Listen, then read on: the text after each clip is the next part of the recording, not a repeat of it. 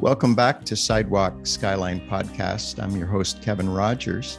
And today I have actually an old friend, she and her husband from Bible college days. Cathy Tollefson is the executive director of Global Family Canada, an organization with chapters in 8 countries. Today we're going to be looking specifically at human trafficking in Canada, with the goal of educating and inspiring our listeners to get involved in strategies that make a difference. When we think about the hidden magnitude of human trafficking, it can be overwhelming. If you had a chance to listen to some of our previous episodes where we interviewed Kelly Franklin from Courage for Freedom, we got a bird's eye view into a very troubling part of our world. It can be overwhelming, but if we start to look at the ones who are being freed from slavery, we have a much better story to tell. So I've entitled this episode, Finding the Lost Daughter, because that idea is at the heart of the gospel, finding lost sons and daughters and bringing them home. So welcome, Cathy, and it's been a while since we walked the hallowed halls of Eastern Pentecostal Bible College. So how you doing, Cathy? I am good, Kevin. Thanks so much for having me. This is really special. Yeah, just before we went on, you and Dale were telling me a little bit about what you're doing and where you are. So before we talk about your work life with the agency, let's talk a little bit about the other part of ministry life and personal life, where you guys live and what are you up to? Sure, yeah. Well, yeah, believe it or not, last month, Dale and I, we celebrated 35 years of marriage. So yeah, that says that Bible school was almost 40 years ago. We were there. But we have 4 grown children. 2 are married, so we've added on 2 son-in-laws, and we also have 2 grandchildren. Which is, we highly recommend it. All the fun without the responsibility. So yeah. And, we've been in pastoral work, well, except for a few years. Dale was at the international offices, but doing pastoral work for all 35 years. But I think, it's hard to know exactly, but I think when I became involved in social justice, God just kind of wrecked me and wrecked Dale, and everything just changed for us. And it wasn't overnight, but just kind of, we started on this process of just feeling like we just didn't feel that we wanted to just put church on for church people. Right. And God was just doing an unsettling in our lives. And of course, our kids are all grown and out of the house. And so it didn't feel risky at all, as though sometimes when you still have kids at home and your choices impact their lives and their journey in faith. So we didn't have anybody but ourselves to risk doing something kind of out of the box. And we came to Stouffville, and long story short, we're kind of planting a church, and we just really believe that Canada is now a post-Christian country, and people don't really, come to church. So we're here providing just a different on-ramp to faith, a safe space where people can investigate faith or come back to faith. And Dale often says we've moved from rows to circles where we face each other. So we're just on that journey, and we just believe God's leading us in that. And we're having fun. We're having a lot of fun at this stage. Oh, that's great. Life and ministry. Yeah. For those who are not from Ontario, Stouffville is a small city, about 60,000. And you would be, 45 minutes north of Toronto, half hour north, something like that. Yeah, well, we're Depends 20 on minutes. Traffic. Yeah, we're 20 minutes to the 401 down the the 404. Okay, so you're So there. right on the edge Yeah, of the right. GTA. Yeah, Yeah, yeah. yeah, yeah. So, well, now let's talk a little bit about your work life. Uh, this podcast focuses uh, on God at work in Canadian cities, and we like to talk to people that love their communities and feel called to make the world a better place. So, before we get into some of the solutions and strategies around human trafficking, why don't you give us your overview of human trafficking in Canada? What's going on in Canada, and are there any hotspots, places that are, especially active in human trafficking, or is it something that just permeates into every community? What would be your take on all that? Right. Yeah. Well, it sounds, you've had a guest on before, and I think if you learn one thing, it's a very messy subject, right? Yeah, It's not yeah, really one that you can put into nice, clean columns and definitions. But, um, I always say, we exist because every day in this country, young girls are being lured, groomed, sold, bought, and raped. And because we know what we know, we're just compelled to do something about it. And at the heart of absolutely everything we do is the belief that these girls and every girl at risk of this is as precious to God as our very own, daughters, granddaughters, nieces, whomever. Like, they are someone's. And so you have to just really take it down from the masses to the individual, that one girl. And the average age that a young girl is trafficked in Canada is 12 to 14 years of age. And so, this is something that I think it's a dark Canadian secret, right? yeah. It's a dark Canadian secret. And so, we find that it is happening um, all across our country, all across our province here in Ontario. And the number one method is the boyfriend trafficker. That is, Mm, we have work around the world where, you'll see the brothels in Southeast Asia and different, but, the number one way a girl is lured is through someone posing as a love interest, as a potential to lure her, to groom her.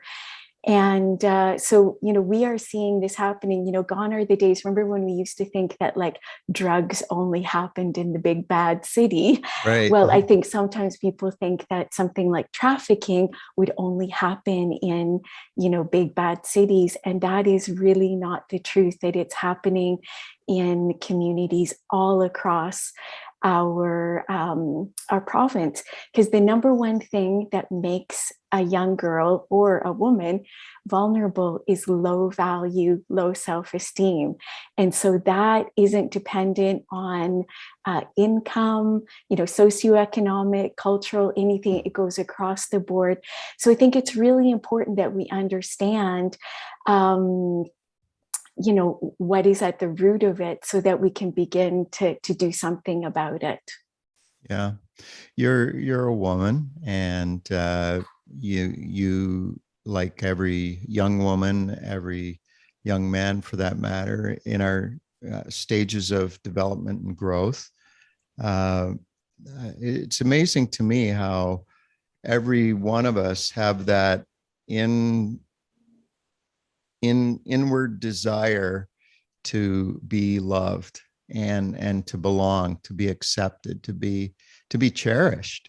Mm. And how unfortunate that in that state of such a fragile vulnerability, that there are wolves at the door, right? And um, well, I know that one of the things that your organization does is something called the Daughter Project, and that's part of Global Family. And so, is there a home for young women in Peterborough? Yeah, right. Well, so the Daughter Project really is the anti-human trafficking arm or program of Global Family. Mm-hmm. And so, we work to help those at risk of sex trafficking by bringing awareness, providing prevention methods, and yes, providing treatment for those who have been impacted. So that's all part of the Daughter Project: awareness, prevention, and treatment. So, we have been addressing this issue since June of 2015, bringing awareness and Mm-hmm. doing prevention models. But just a year ago, last month, we opened our first Canadian shelter for young victims ages 11 to 17 who have been identified as victims of sex trafficking. And as great as it is to have that facility there, it is just beyond heartbreaking what has happened to these precious little girls. And no matter how much we provide help for them, that they're never going to be the same, which Yeah. is why the main focus of what we really want to do is prevention, so that these things would never ever happen. I trust a day will come that we don't need the house anymore. I highly doubt that will happen in this sinful, broken world. But our real main focus is to bring awareness of this issue, and therefore then be able to bring prevention. And yes, we do have the shelter there. And boy, it is all thanks to amazing Canadian people that gave, donors. That is really, it's just been amazing to see people who gave to open that home, and to know like they really are the champions of this, that have made this possible to help these precious little girls. I think a good starting point in the conversation here is to talk about something like the Daughter Project. So when how does a young woman come into a home like that? What are the steps to get there? Because if they are enmeshed in trafficking, it's not like they just show up at your door. No, there's a whole lot of things that happen before someone can even escape from trafficking. So talk a bit about Yeah. that. Well, as an organization, and we do network, we have a network in 8 or 9 countries now. And even though we've opened, I believe this is our 14th home, the only other North American one is in Bakersfield, California. And so even though as an organization we've opened many homes, every single place you go to, there's different laws, different rules. And so you have to find your path, because we care for underage children. That really makes a big difference. Mm-hmm. And may I just say that, because a lot of work is for 18 and over, which makes it Yeah. a lot easier, or even 16 and over. And so opening this home, because it's for underage girls, boy, it was really challenging here in Ontario. And so, it's, because we have really strict laws, which can Mm-hmm. sound good, but at the same time, it can hinder when you're the one who's wanting to help as well. So we Can you actually, unpack that a little bit? sure. What kind of laws make it difficult to get on track? Yeah. So, well, first of all, because we don't have direct access to the girls, the laws here in Ontario are that other like Children's Aid Society, if you Mm-hmm. under a certain age, automatically, like even we work with the Canadian Centre to End Human Trafficking that has the hotline. But as soon as a young girl identifies herself as being underage, CAS has to get involved. Right. And then once they're involved, it's not necessarily a direct path to treatment. Most often, they are lost in the system. And so these are things that we are at the grassroots now of facing systemic issues that are a gap in services to underage girls.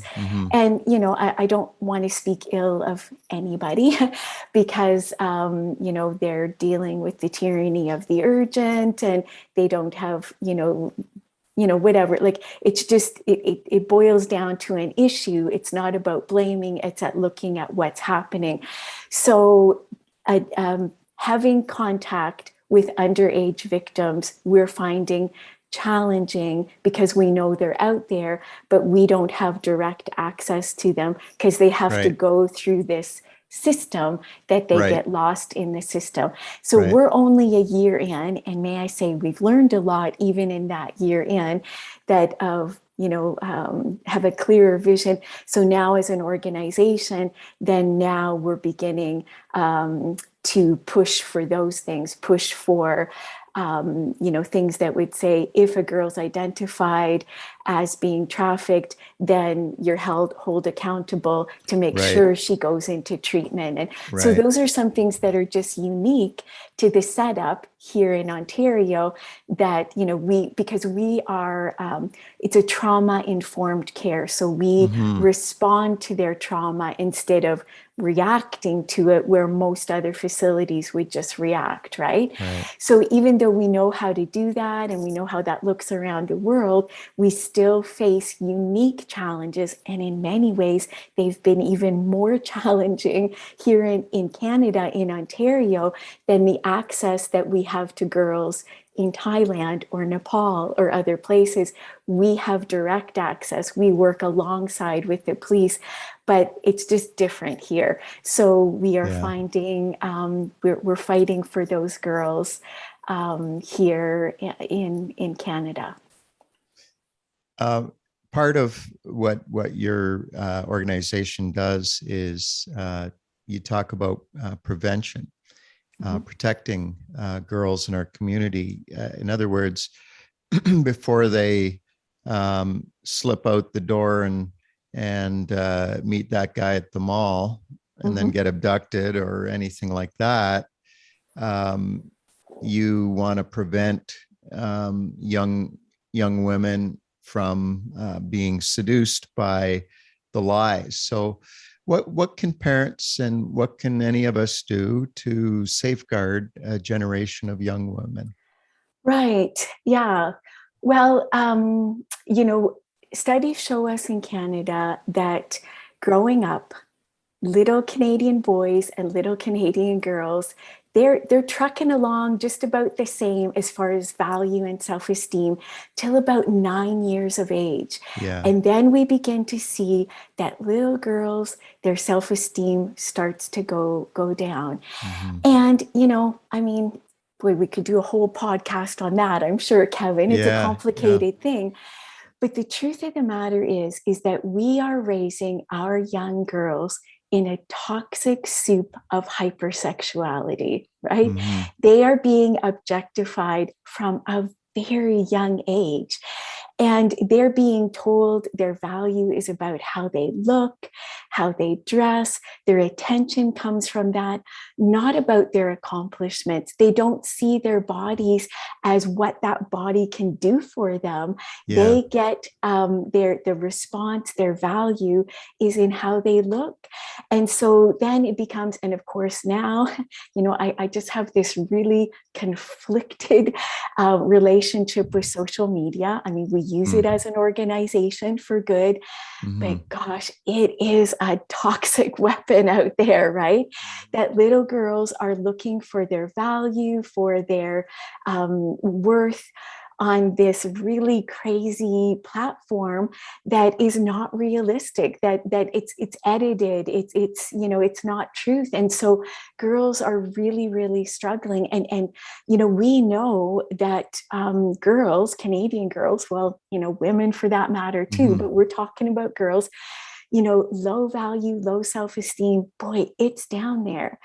And they are perfect prey for traffickers to come along and feed into them exactly what they want. And so it's a luring, it's a grooming. And you know what I would have to say, I mean, I'm not here to tell you that 100% a girl is never going to be abducted. But the truth of the matter is if we see that as being the issue, it's not really true. Right. Girls are groomed and lured, and then, it's a process that they go along, that then they're alienated, and then they just begin to go down this path that, and it's really complicated too, right? There's trauma bonds, they're in love with this guy, it's really hard for those of us who aren't in the midst of it to understand, like, oh, if a girl, can escape, why doesn't she? Well, we also know that in Canada, a girl will leave and go back to her boyfriend trafficker 7 to 10 times before she stands a chance of actually maybe breaking free. And again, for your listeners, for you and I, that's tough to understand. But we're not here to try to explain that or understand it to the common person. We're just saying that's how it is. That's the messed up of it is. And really, for those who it resonates with, it's kind of like it is that is how it is. We can't really convince you or explain, trauma bonds and all of that. But just to say that is what these people, these young girls are dealing with. And so they need compassion. They need grace upon grace. They need, for every time they leave and go back into it and they want to, come out again, we're going to give them another chance and they go back. So just a lot of grace, a lot of understanding that they are really, really messed up. And so, for everyone, we're just called to just really, maybe we won't understand why it happened. We most certainly don't want to look at parents and say, well, what did they do wrong, or those sorts of things. This is a sin problem. This is totally a sin problem. And again, it's not a man problem. Sometimes men feel really alienated in this issue, but it's not a man problem. It's a sin problem. And that's why we really have to identify these core things so that we can stand together, shoulder to shoulder, to try to find solutions instead of categorizing people as good or bad or those sorts of things. So we, because the average age is 12 to 14, we really encourage looking at from a younger age. So, at 8 years of age, our prevention programs target from 8 years of age and up to go after the root issue of low value, low self-esteem. And this is kind of taken on, it's kind of girls empowerment clubs or safe spaces where young girls can come and be mentored by women and really learn their value, their worth. Yes, being made aware of risks that are out there, but it's a real offensive approach as opposed to a defensive approach, right? Like, how can we protect them? Well, let's raise strong, confident, healthy young women who are better prepared. I mean, that's a win-win-win for them all around, and the other girls around them, so that, when they are faced with that risk or other risks that come their way, they're better prepared to face risks that are inevitably going to come to them, be they someone trying to traffic them or just, sexually cross the line, or any other things. It's not just, we know we're looking for them, to prevent that, but we know it's a full deal, raising strong, confident, healthy young girls. We also know that when you impact a girl, you influence a family, and you influence a neighborhood and a community, because, around the world, we see it may look different, but at the same time, we see that there's on-ramps for little boys into society all over. They may look different, but little girls begin to face ceilings. Yeah. But when we empower them to break through that ceiling, you end up with this mighty little person that's ready to address things. And so being aware for other girls around her when they start to see someone who's being lured or whatever. So empowering young girls is going to have this incredible impact on our societies on multiple different levels. And yes, we really believe that it will make a difference in the issue of when a trafficker comes along, but not just that. Well, that's so important to have those kind of empowering strategies. Now, you're an executive director of an agency, and so sometimes your work is very administrative and very much of being on the face of an organization, that kind of thing. But what about on the just on the personal side, the women that you've met and young women that you've met that have been trafficked? Is there, when you have one of those days when you're feeling like, I don't know if I want to go into work tomorrow, even though work is probably from your home office right now. But are there some women that their story kind of just propels you forward and keeps you going? How do you pick? Because, the why we do this is the center, like keeping the why. These young girls, that's why we do it, because it's tough. Well, let me ask you for two examples. Well, okay, one example of one that just wrecked you, it messed you up, and there was not a happy ending. Tell me a story like that, and then tell me another story where it was nothing short of miraculous to see someone get rescued. Right. Well, in all honesty, I'm not really sure in the 1 year yet. That's kind of a short runway. Yeah. Yeah. It's a short runway to give you that kind of answer, because we are still, but I'll tell you reasons why I'm so glad we have that home. So, one of the things that I am so aware of, and again, I don't fault, because I was that person not too many years ago, but we don't understand that this is a Canadian problem, that it's happening all around us. And if we don't think that this is happening in our neighborhoods and in our churches, we are deceiving ourselves, right? So let me tell you two really quick, and then I'll tell you. Like, I think of parents who, back before COVID, remember when we used to go out and do things in person, and I used to speak at events. Faint memory of days of freedom. So before I used to do this all online, I actually used to go and speak to people, and there were parents who would show up. Their daughter was, trafficked. I knew she was currently trafficked, and she had been lured away from them at age 14.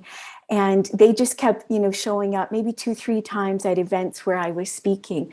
And I remember the day, and what do you say? This was before our shelter. And the last they'd heard, she was down in Florida somewhere, working out of a strip club. But, what do you say to these parents of that this has happened to their 14-year-old little girl, And I remember so poignantly, and I'd met this woman a few times then, and I remember her looking at me and saying, Cathy, I'm an RN, and no one at my work knows that this has happened and is happening to our family. And that just really stuck with me, of the secrecy of it, because we'll say, well, I haven't heard about it, or I don't know, or I don't see it. Yeah. And this is another thing where Canada needs to understand it's never going to look like it does in Southeast Asia, where you see the girls, and then the travel tourism and the brothels. It's behind closed doors. And so, let me real quickly tell you too, like, I'll never forget the day I was sitting at my desk. We were still living in Whitby then. My phone rang. It was a PAOC pastor from a church, someone I knew. And they were shell-shocked as they sat there saying, I have, parents in my office right now who I've known for many years, and they have just told me right now about their daughter that was trafficked from them. I don't think she used this language at, I think, about 15, that girl. She was now 21. 2 children had been born out of this. They tried to get her back. This was her boyfriend she was in love with. And, our home hadn't been open. And so, she's 21, a baby was involved. And so we got her into a woman's shelter. So again, it's these things of, like, you're trying to say, if we think this isn't happening in our churches, or because such secrecy is involved in it, people aren't out saying, oh, this is happening to our family. There's shame. There's all sorts of things,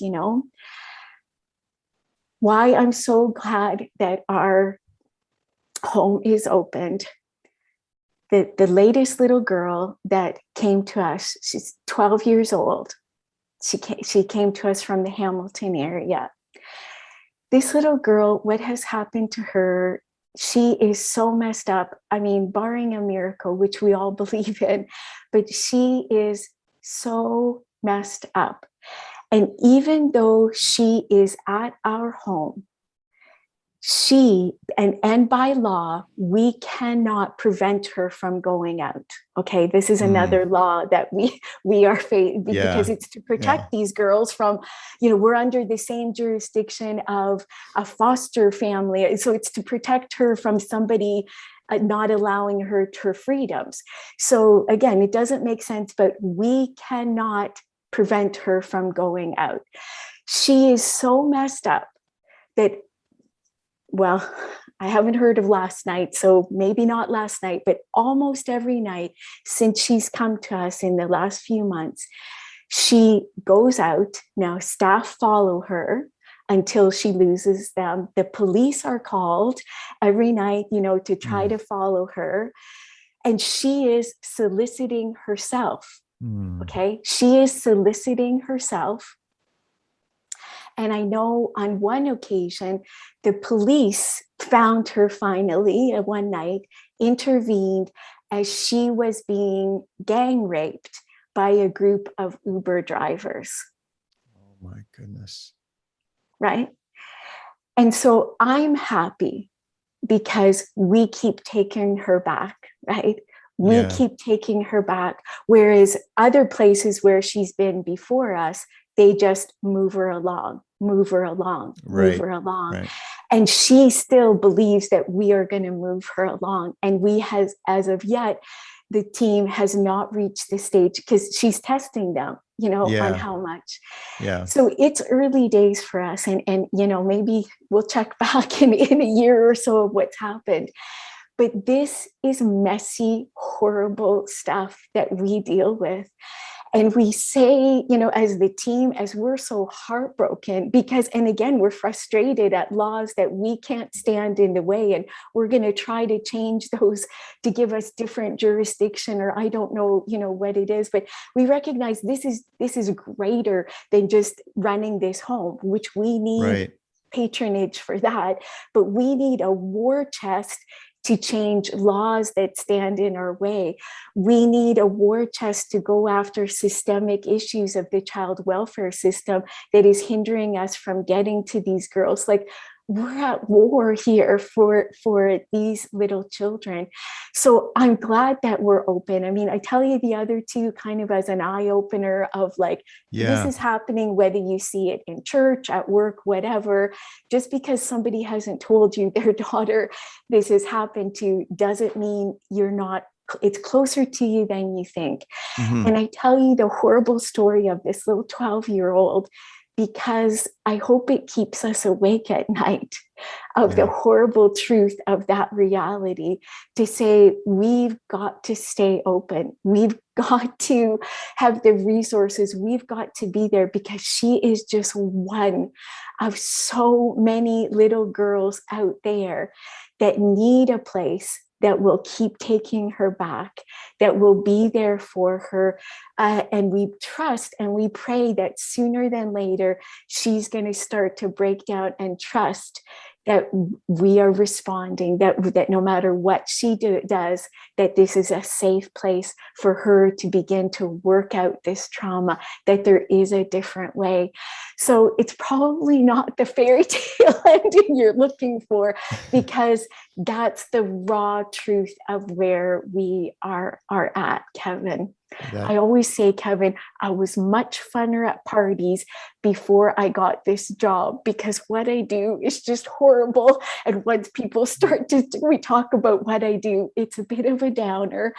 But I'm just wrecked. I am just wrecked that God, once you find out the truth of this that's happening to our little children, like, we're a developed country. Do you know what I mean? Yeah. This is a Canadian reality. And I'm not saying everybody needs to be on board of this, but for those that this just rings anything with, we're just calling out and saying, come alongside us. There's those who can give. Hey, give prayer, prevention. Not everybody can do everything, but as we always say, we're better together, right?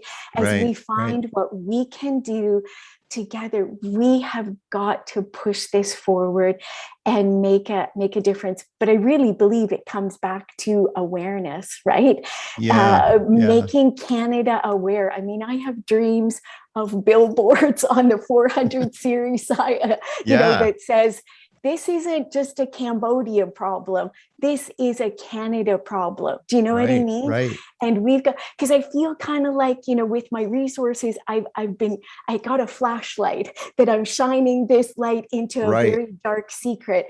But we need stadium lights. Do you know what I mean? That just really addresses this issue, because, what did William Wilberforce say? Like, you might look away, but you can no longer say, I didn't know. And so once people become aware of it, then they have to say, okay, what am I going to do about it? Yeah.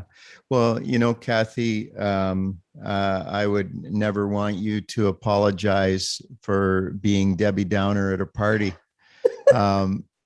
One, because I remember that's not your personality. Well, my work though really. You're not naturally a negative, do you know how bad it is person? But no. But I do want to thank you though, Cathy, because you're willing to stand with your eyes open and see what's there. That makes you a prophet to the nation. People need to know the ugly truth, and but like the prophets of old, they also in exposing the darkness, were always able to point to the cure. They're always able to point to, I don't know how this problem can be quickly resolved. I think that we are probably reaping something that's been decades in the making. The sexual revolution of the 60s and 70s, time when we were born. Our generation was led to believe a lot of lies about sexuality. And the end result is just so much brokenness, so much destruction. People are, in spite of what it appears like, I think that the world is probably a lot less sexual than what they used to be in terms of real healthy sexuality.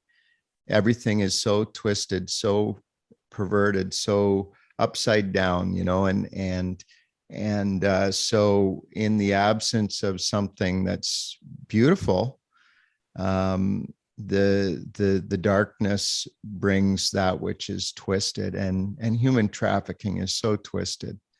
It's so insidious. And so thank you for exposing yourself and being willing to hold up your flashlight. And but yeah, how do we get to those stadium lights? I think before we talk a little bit more about what could be, I want to just stop and ask you. So let's suppose that somebody is watching or listening to this, and they're going through it in their family. Let's say it's a parent who has a daughter that they don't even maybe know where she is, but she's been trafficked. And what do you want to say to mom and dad about their daughter, knowing that that you can't just placate them, you can't just say it's going to be all right, because it might not be. So what do you say to parents that are really busted up and broken and hurting because their child, their daughter, is lost? Yeah, I mean, words seem so inadequate when you talk to parents with something like that, but just to say, that my heart is broken with you, that I want to, stand with you and just cry with you and mourn with you, and just, it's heartbreaking. It's heartbreaking. And, to tell them they aren't alone. There are other parents, but I know that doesn't bring any relief at all, No. And, that it's not your fault. It's not something that you did or didn't do. Like, don't believe those lies. It's not about blame. And if you haven't already reached out for help and support, please reach out. Go to daughterproject.ca, and we will do everything that we can to help you plug in. There are parent support groups for other parents if that's something that you feel would help you. There are resources out there, but you see, it's in darkness and it's in the alone place that these things just fester, right? Right. And I don't think we'll, your thoughts on the sexual revolution and all of that. I mean, I think it's for sure part of it and all of that. But I also believe that, it's my heart's desire that the Church of Jesus Christ be the engine to this solution, not the caboose. Do you know what I mean? Like, be the engine. But you know what? It involves being willing to talk about things that traditionally we don't talk about at church, right? Yeah. And it means being willing to be vulnerable, to be uncomfortable, to be all of those things. Like, again, back pre-COVID, when I actually went and spoke, and there has rarely been a time where I spoke at a church that afterwards, I mean, you get the two lineups of people. The one is like, I still can't wrap my brain around the fact that you're talking about Canada, this is happening in Canada. And then there's those of like, oh, thank goodness, like somebody is actually addressing this.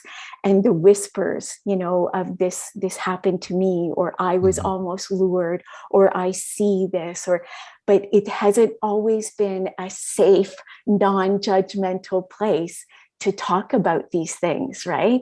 And so I think, again, it's not about laying blame. It's about being willing to look and say, I think that's a growth area in the church, right? It's not about saying, oh, why, say, I think that we need to be willing to talk about uncomfortable things. And that when I come to my faith group, that it's a safe, non-judgmental place for me to say, I've had a struggle, or my child's having a struggle.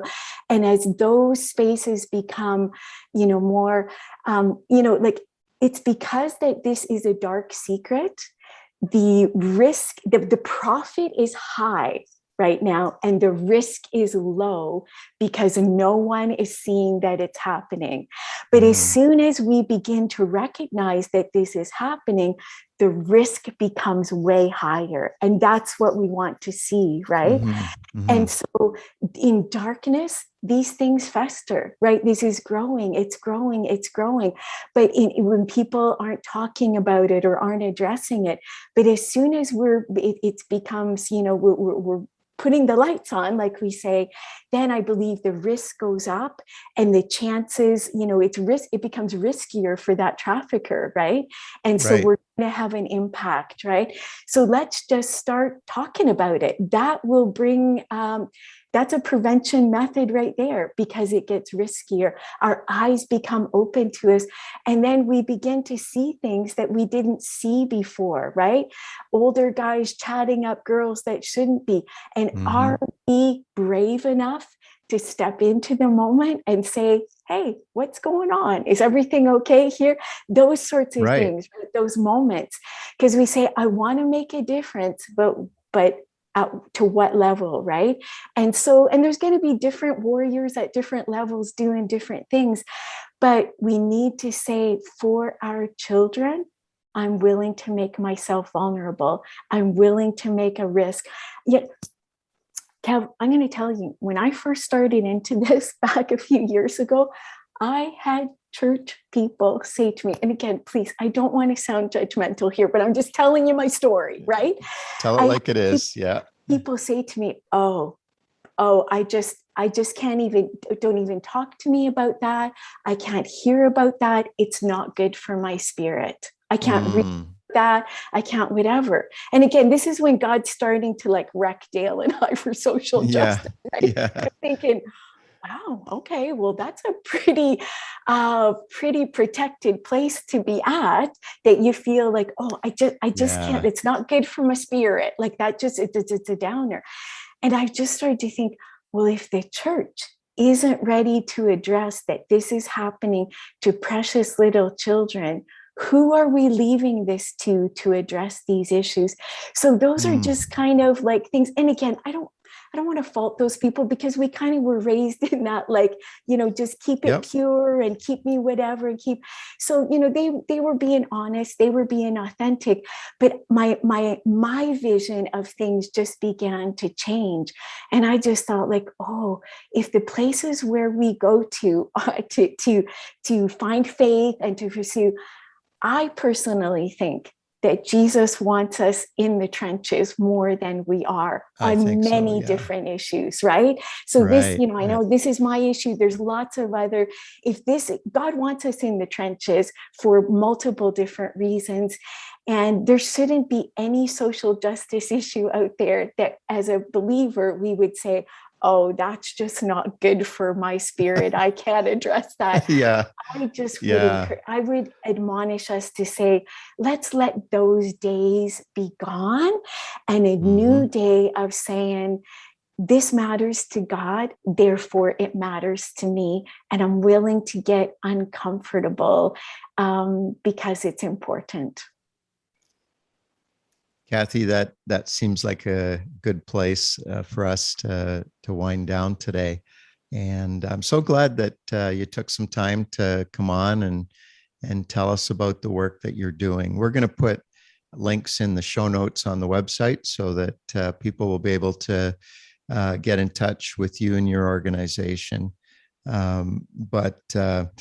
Yeah, thank you, Cathy. Oh, And thank you. and may God give us the length of days to see some of this change. Amen, brother. Bless you, my friend. Thank you, Cathy Tollefson, for sharing about that incredible ministry that you're involved in. Hey, if this is your first time listening to Sidewalk Skyline podcast, I just want to let you know that you can also join our Facebook group, Sidewalk Skyline Podcast. You can find us on Twitter, and we broadcast on all podcast platforms as well. You can find us on YouTube. If you go to my link, Kevin Rogers, there's a lot of the Sidewalk Skyline podcast episodes that are recorded in video. You can view them there. And of course, everything can be sourced back to the website, sidewalkskylinepodcast.com.